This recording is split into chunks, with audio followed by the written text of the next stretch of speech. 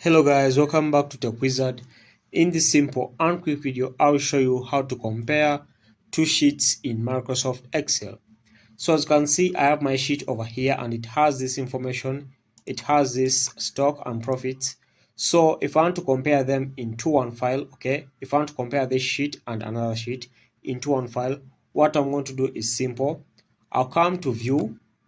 Then when I come to view, I'll come to new window, then I click on new window.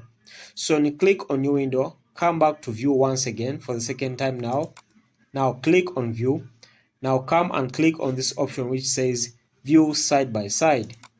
So when you click on that option which says view side by side, you can choose book 1 or book 2. So I'll choose book 2.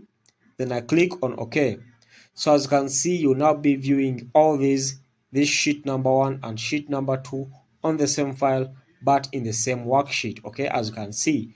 So that's it guys. Thanks for watching. We shall meet in the next video.